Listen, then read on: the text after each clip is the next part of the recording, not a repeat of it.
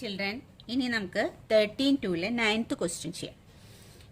9th question, A car takes 2 hours to reach a destination by traveling at the speed of 60 km/h. 60 km/hൽ സഞ്ചരിച്ചാൽ 2 hours കൊണ്ട് അവരുദ്ദേശിക്കുന്ന ഒരു സ്ഥലത്ത് എത്തിച്ചേരുന്നു. 2 hours കൊണ്ട് എത്തിച്ചേരുന്നു. ഏത് സ്പീഡിൽ സഞ്ചരിച്ചാൽ? 60 km/h. 60 km/h എന്ന് പറഞ്ഞാൽ എന്താ? ഒരു അവറിൽ 60 കിലോമീറ്റർ പോവും. അതാണ് 60 km/h. അതിന്റെ സ്പീഡ് പറയാൻ നമ്മൾ അങ്ങനെയാണ്. ഒരു അവറിൽ 60 കിലോമീറ്റർ പോവും. അപ്പോൾ അവരുദ്ദേശിക്കുന്ന സ്ഥലത്തേക്ക് 2 മണിക്കൂർ കൊണ്ട് എത്തും. ഇനി ചോദിച്ചുള്ളത്, how long will it take when the car travels at the speed of 80 km/h? അതായത് ആ കാറ് 60 km/hൽ സഞ്ചരിച്ചപ്പോൾ 2 മണിക്കൂർ കൊണ്ട് അവർ ഉദ്ദേശിച്ച സ്ഥലത്തെത്തി. ഇനി ആ കാറ് തന്നെ 80 km/h എന്ന് പറഞ്ഞാൽ എന്താ? ഒരു മണിക്കൂറിൽ 80 കിലോമീറ്റർ സഞ്ചരിച്ചാൽ 80 km/h സഞ്ചരിച്ചാൽ എത്ര സമയം കൊണ്ട് അവരുദ്ദേശിച്ച സെയിം സ്ഥലത്ത് എത്താൻ സാധിക്കും എന്നാണ് ക്വസ്റ്റ്യൻ. അപ്പോൾ ഇതെന്താ നമുക്കറിയാം. ഇതിന്റെ കാറിന്റെ സ്പീഡ് 60ന്ന് 80ലേക്ക് കൂട്ടിയാൽ ടൈം എന്ത് ചെയ്യും? 2 hours ഒന്ന് കുറയും, വേഗം എത്തും. 60ന്ന് സ്പീഡ് പിന്നെയും 80ലേക്ക് കൂട്ടാന്ന് പറഞ്ഞാൽ സ്പീഡ് കൂട്ടിയാൽ ടൈം എന്താ? കുറയും, പെട്ടെന്ന് എത്തും. നമ്മൾ 2 hours വേണ്ട. അപ്പോൾ അത് ഒരു സെയിം ഡെസ്റ്റിനേഷനിലേക്ക് തന്നെയാണ് എത്തേണ്ടത്. അപ്പം നമ്മുടെ അത് കോൺസ്റ്റന്റ് ആണ്. അത് രണ്ടും കൂടി മൾട്ടിപ്ലൈ ചെയ്യുമ്പോൾ കിട്ടുന്നത് ഒരു കോൺസ്റ്റന്റ് ആണ്. അപ്പോൾ അതൊരു ഇൻവേഴ്സ് പ്രപ്പോർഷൻ ആണ്. ഒന്ന് കൂടുമ്പോൾ മറ്റത് കുറയാണ്. ടോട്ടൽ രണ്ടും കൂടി സെയിം കോൺസ്റ്റന്റ് വാല്യൂ ആണ് വരുന്നത്. സെയിം ഡെസ്റ്റിനേഷനിൽ തന്നെയാണ് എത്തേണ്ടത്. ഡിസ്റ്റൻസ് വ്യത്യാസമൊന്നുമില്ല. ഇനി നമ്മൾ എന്താ അപ്പം നമ്മൾ എന്ത് ചെയ്യണം?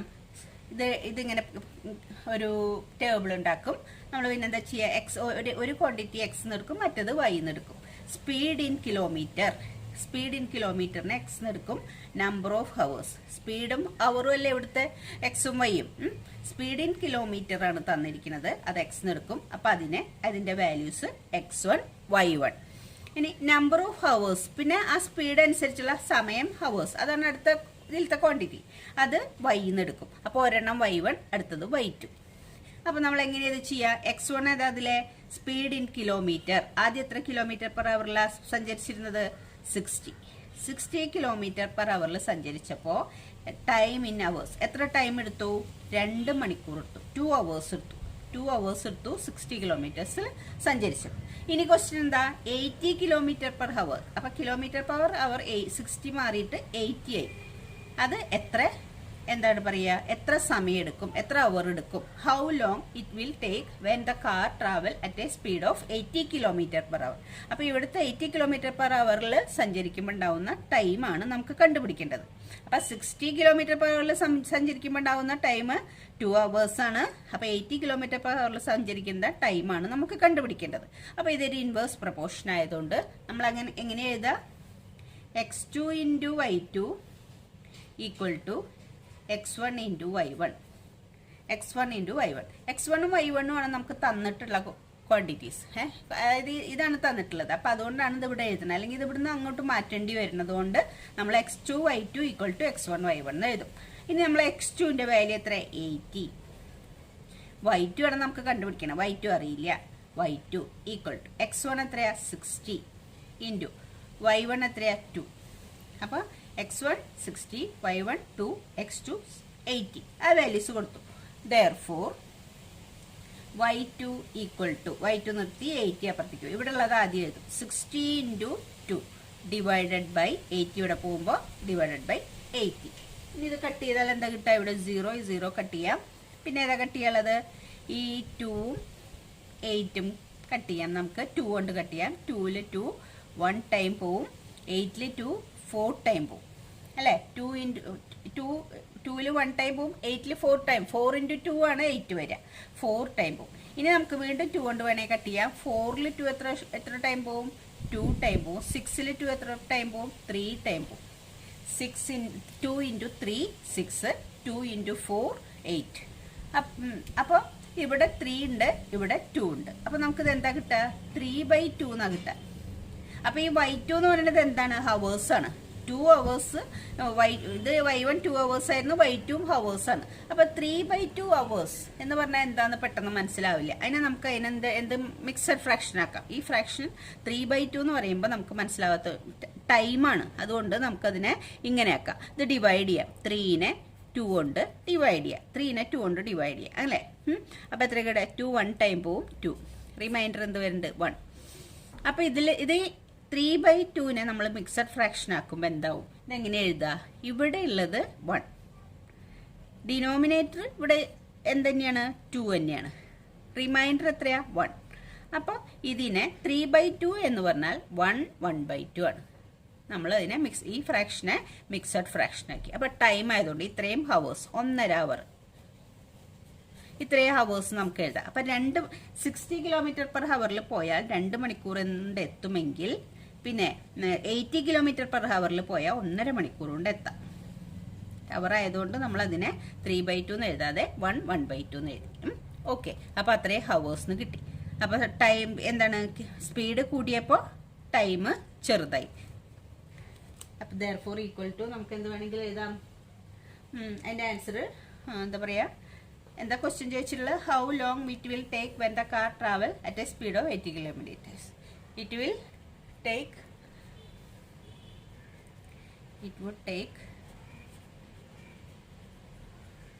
1.5 hour.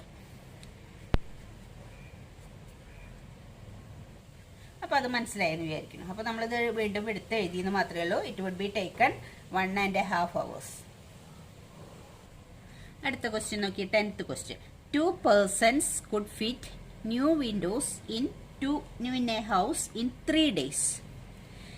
എന്താ പറഞ്ഞിട്ടുള്ളത്? 2 ആൾക്കാർ ന്യൂ വിൻഡോസ് അതായത് 2 person could fit 2 person could fit new windows in a house in 3 days. ഒരു പുതിയ ഹൗസിൽ 2 ആളുകൾ 3 days വർക്ക് ചെയ്താലാണ് വിൻഡോസ് ഫിറ്റ് ചെയ്ത് കഴിയുക. അപ്പൊ ഇവിടുത്തെ എക്സ് ക്വാണ്ടിറ്റിയും വൈ ക്വാണ്ടിറ്റി എന്താണ്? നമ്പർ ഓഫ് പേഴ്സൺസും നമ്പർ ഓഫ് ഡേയ്സും ആണ്. അതായത് എത്ര പേഴ്സൺസ് എത്ര ദിവസം ജോലി ചെയ്താലാണ് ആ വിൻഡോസ് ഫിറ്റ് ചെയ്ത് കഴിയുക. അപ്പൊ ഇവിടെ നമ്പർ ഓഫ് പേഴ്സൺസ് കൂടുന്നതിനനുസരിച്ച് വിൻഡോ ഫിറ്റ് ചെയ്യാനുള്ള ഡേയ്സ് കുറയും. കൂടുതൽ ആളുകൾ ഉണ്ടെങ്കിൽ കുറച്ച് ദിവസം കൊണ്ട് ചെയ്ത് കഴിയില്ലേ ജോലികൾ. അപ്പൊ ഇവിടുത്തെ 2 ക്വാണ്ടിറ്റീസ് ഏതാണെന്ന് മനസ്സിലാവണം. നമ്പർ ഓഫ് പേഴ്സൺസും നമ്പർ ഓഫ് ഡേയ്സും ആണ്. അപ്പൊ നമ്പർ ഓഫ് പേഴ്സൺസും നമ്പർ ഓഫ് ഡേയ്സും എക്സും വൈയും ആണ് ഇവിടെ. അപ്പൊ നമ്മളിങ്ങനെ ടേബിൾ തയ്യാറാക്കി. ഇതിൽ 2 ക്വസ്റ്റ്യൻ ഉണ്ട്. അപ്പൊ ഞാനൊന്നുകൂടി ക്വസ്റ്റ്യൻ പറഞ്ഞുതരാം. 2 person could fit new windows in a house in 3 days. 2 ആളുകൾ വരികയാണെങ്കിൽ 3 ദിവസം കൊണ്ട് ആ വിൻഡോസ് ഫിറ്റ് ചെയ്ത് കഴിയും. അങ്ങനെയാണ് തന്ന കാര്യങ്ങൾ. ഇനി എന്താ ചോദിച്ചിട്ടുള്ളത്? 1 of the person fell ill. അതിലത്തെ ഒരാള്, 2 പേര് വരുന്നല്ലേ പറഞ്ഞിരുന്നത്. അതിലത്തെ ഒരാൾക്ക് വയ്യാണ്ടേ. അപ്പൊ എന്ത് ചെയ്തു? ബിഫോർ ദ വർക്ക് സ്റ്റാർട്ട് ചെയ്യണേന് അയാൾ വന്നില്ല. How long would the job take now? അപ്പോൾ എത്ര ദിവസം എടുക്കും? 2 പേര് വന്നാലാണ് 3 ദിവസം കൊണ്ട് തീരുക. അപ്പൊ നമുക്കത് എഴുതാം. നമ്പർ ഓഫ് പേഴ്സൺസ് 2 ആവുമ്പോൾ നമ്പർ ഓഫ് ഡേയ്സ് എത്രയായിരിക്കും? 3 ആയിരിക്കും. ഒരെണ്ണം തന്നിട്ടുണ്ടാവും, എക്സും വൈയും ഒരെണ്ണത്തിന്റെ തന്നിട്ടുണ്ടാവും. പിന്നെ 2 ക്വാണ്ടിറ്റീസിന്റെയും നമ്മൾ ഏതാ കണ്ടുപിടിക്കാനുള്ള വെച്ചാൽ ഇത് വെച്ച് കണ്ടുപിടിക്കും. അപ്പോൾ ഇതിൽ ക്വസ്റ്റ്യൻ ഗിവൺ ആയ കാര്യങ്ങൾ ഇതാണ്. ഗിവൺ ആയ കാര്യങ്ങൾ 2 പേഴ്സൺ ആണെങ്കിൽ 3 ദിവസം കൊണ്ട് തീരും. അപ്പൊ അത് ഗിവൺ ആയ കാര്യമാണ്. ഈ 2 വാല്യൂസും തന്നിട്ടുണ്ട്. ഇത് വെച്ചിട്ടാണ് നമ്മൾ ഇതൊക്കെ കണ്ടുപിടിക്കുക. ഇനി ഫസ്റ്റ് ക്വസ്റ്റ്യൻ എങ്ങനെ ചോദിച്ചിട്ടുള്ളത്? 1 of the person. അപ്പൊ ഒരാൾ പോയി. അപ്പൊ എത്ര ആളേ ഉള്ളൂ? ഒരാളെ വരാനുള്ളൂ. 1 of the person fell ill. 2 പേര് ജോലി ചെയ്യാനുള്ളപ്പോഴാണ് 3 ദിവസം കൊണ്ട് തീരുക. ഈ 2 പേരിൽ ഒരാൾ വന്നില്ല. അപ്പൊ പിന്നെ എത്ര ആളേ ഉള്ളൂ? ഒരാളെ ഉള്ളൂ ജോലി ചെയ്യാൻ. അപ്പൊ 1 person ആണെങ്കിൽ ഒരാളെ വന്നുള്ളൂ. അപ്പൊ എത്ര ദിവസം കൊണ്ട് ഈ വിൻഡോസ് ഫിറ്റ് ചെയ്ത് കഴിയും എന്നതാണ് ആദ്യത്തെ ക്വസ്റ്റ്യന്റെ ആൻസർ. അപ്പൊ ആദ്യത്തെ ക്വസ്റ്റ്യനിൽ y2 ആണ് കണ്ടുപിടിക്കാനുള്ളത്. ഇനി രണ്ടാമത്തെ ക്വസ്റ്റ്യനും കൂടി പറഞ്ഞിട്ട് നമുക്ക് ചെയ്യാം. രണ്ടാമത്തേൽ എന്താ ചോദിച്ചുള്ളത്? How many person would be needed to fit the window in 1 day? അവർക്ക് ആ വിൻഡോസ് ഒക്കെ 1 day കൊണ്ട് തീർക്കണമെങ്കിൽ എത്ര ആളുകൾ വന്ന് ജോലി ചെയ്യണം എന്നാണ് അടുത്ത ക്വസ്റ്റ്യൻ. അപ്പൊ നമ്പർ ഓഫ് ഡേയ്സ് അവിടെ പറഞ്ഞിരിക്കുന്നത് 1 day കൊണ്ട് തീരണം. അപ്പൊ എത്ര ആള് വരണം? നമ്പർ ഓഫ് പേഴ്സൺസ് കണ്ടുപിടിക്കണം. ഇവിടെ നമ്പർ ഓഫ് ഡേയ്സ് കണ്ടുപിടിക്കണം, ഇവിടെ നമ്പർ ഓഫ് പേഴ്സൺസ് കണ്ടുപിടിക്കണം. ഇത് തന്നിട്ടുള്ള സ്ഥിതിക്ക് ഇതൊക്കെ നമുക്ക് കണ്ടുപിടിക്കാം.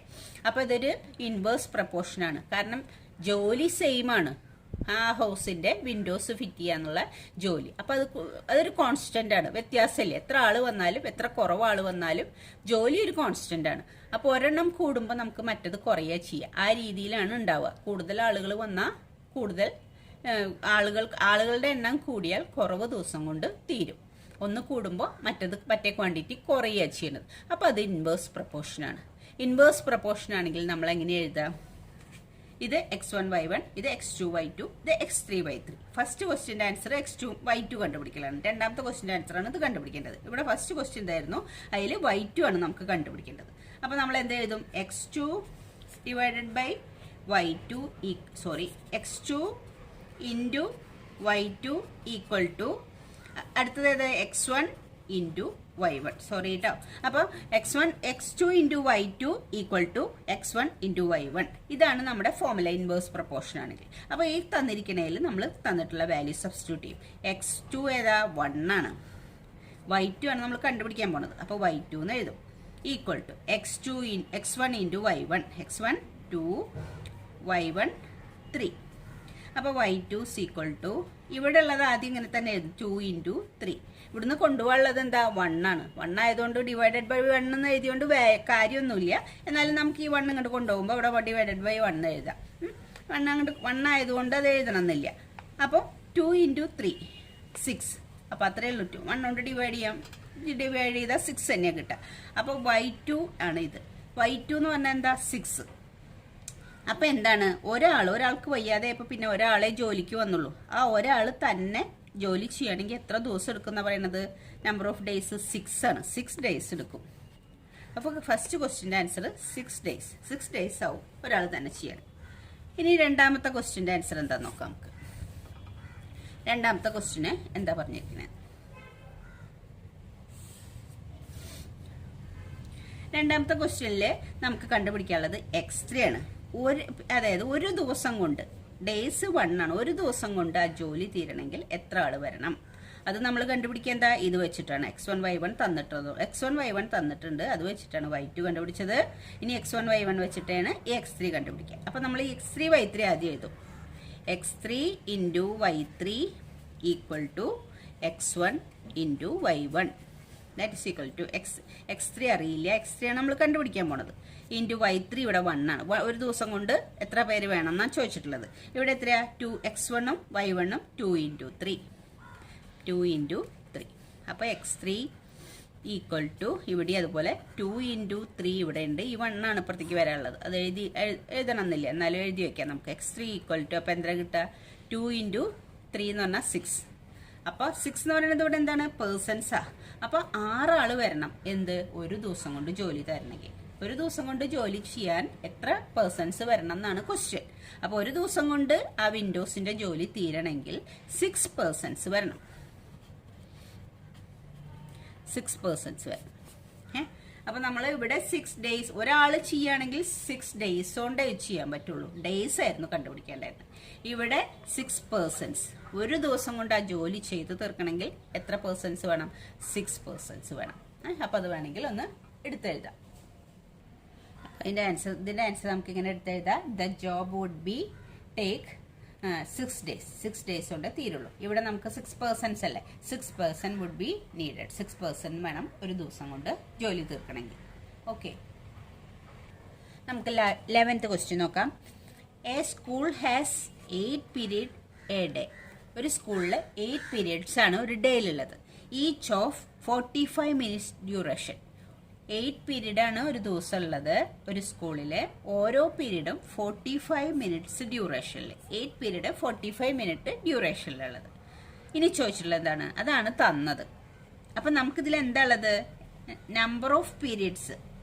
എത്ര മിനിറ്റ്? 8 പീരീഡ് ആണുള്ളത്. എത്ര മിനിറ്റ് എടുക്കുമ്പോൾ? ഓരോ പീരീഡും 45 മിനിറ്റ് എടുക്കുമ്പോൾ. അപ്പൊ നമ്മൾക്ക് നമ്പർ ഓഫ് പീരീഡ്സ് ആണുള്ളത്. പിന്നെ ഒരെണ്ണുള്ളത് ഒരു പീരീഡിൻസിന്റെ സമയം, ലെങ്ത് ഓഫ് ഈച്ച് പീരീഡ്. ഈ 2 ക്വാണ്ടിറ്റീസ് ആണ് ഉള്ളത് ഇതിൽ. ഒന്ന് നമ്പർ ഓഫ് പീരീഡ്സ്, അടുത്തത് length of each period. Length of each period 45 ആവുമ്പോൾ നമ്പർ ഓഫ് പീരീഡ്സ് 8 ഉണ്ടാവും എന്നാണ് പറഞ്ഞിട്ടുള്ളത്. ഇനി how long would each period be if the school has 9 period a day. ഈ സ്കൂളിൽ 8 പീരീഡ് മാറ്റിയിട്ട് അവർ 9 പീരീഡ് ആക്കാൻ പോവുക. അങ്ങനെയാണെങ്കിൽ ഓരോ അസ്യൂമിങ് ദ നമ്പർ ഓഫ് എന്താ ചോദിച്ചുള്ള how long would each period. അപ്പോൾ ഈച്ച് പീരീഡ് എത്ര സമയം ഉണ്ടാവും എന്നാണ് ക്വസ്റ്റ്യൻ. അപ്പം മനസ്സിലായി എന്ന് വിചാരിക്കുന്നു നിങ്ങൾക്ക്. 8 പീരീഡ്സ് ആണെങ്കിൽ ഓരോ പീരീഡ്സും 45 മിനിറ്റ് ഉണ്ട് എന്ന് തന്നിട്ടുണ്ട്. ഇനി ആ 8 പീരീഡ് എന്നുള്ളത് മാറ്റിയിട്ട് അവർ 9 പീരീഡ്സ് ആക്കാൻ പോവാണ് ക്ലാസ് ഒരു ദിവസം. അങ്ങനെയാണെങ്കിൽ എത്ര ടൈം ഉണ്ടാവും ഓരോ പീരീഡ്സും? 9 പീരീഡ്സ് ആക്കുകയാണെങ്കിൽ ഓരോ പീരീഡ്സും ഹൗ ലോങ് എന്നാ ചോദിച്ചിട്ടുള്ളത്. ഓരോ പീരീഡ് എത്ര ഉണ്ടാവും? Assuming the number of school hours to be same. അവിടെ സെയിം ആണ്, ഹവേഴ്സ് മാറ്റണ്ടാവണില്ല. 8 പീരീഡ്സ് എന്ന് പറയുന്നത് 9 പീരീഡ്സ് ആക്കി മാറ്റിയാലും ടൈം മാറ്റണില്ല. സെയിം ടൈം തന്നെയാണ് സ്കൂൾ ഹവേഴ്സ് ഉള്ളൂ. ആ ഉള്ള സ്കൂൾ ഹവേഴ്സ് 8 പീരീഡ് മാറ്റി 9 ആക്കണമെന്നേ ഉള്ളൂ. അപ്പോൾ ആ സ്കൂൾ ഹവേഴ്സിൽ ഡിഫറൻസ് ഇല്ല, അത് കോൺസ്റ്റന്റ് ആണ്. അതുകൊണ്ട് ഇത് ഇൻവേഴ്സ് പ്രൊപ്പോർഷൻ ആണ്. അപ്പം ഈ 8 പീരീഡ്സ് എന്നുള്ളത് 9 പീരീഡ്സ് ആയിട്ട് കൂട്ടുമ്പോൾ ടൈം ഓരോ പീരീഡിൻ്റെയും 45 എന്നുള്ളത് അതിനേക്കാളും കുറയും. സമയം കുറേശ്ശെ കുറച്ചാലല്ലേ ഒരു പീരീഡ് കൂട്ടാൻ പറ്റുള്ളൂ. അപ്പം ആ ടോട്ടൽ ഹവേഴ്സ് വ്യത്യാസമില്ല, ടോട്ടൽ ഹവേഴ്സ് കോൺസ്റ്റന്റ് ആണ്. അപ്പം നമ്മൾക്ക് ഇവിടെ എഴുതാനുള്ളത് നമ്പർ ഓഫ് പീരീഡ്സ് 8 ആണെങ്കിൽ ഓരോ പീരീഡ്സ് എത്ര സമയം ഉണ്ടാവും? ഇൻ മിനിറ്റ്സ് ആട്ടാ, 45 മിനിറ്റ്സ് ഉണ്ടാവും ഇൻ മിനിറ്റ്സ്.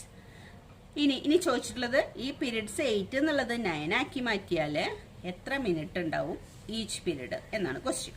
അപ്പോൾ ഇതൊരു ഇൻവേഴ്സ് പ്രൊപ്പോർഷൻ ആണ്. അപ്പോൾ അത് ഇൻവേഴ്സ് പ്രൊപ്പോർഷൻ ആയതുകൊണ്ട് നമുക്ക് എങ്ങനെ എഴുതാം?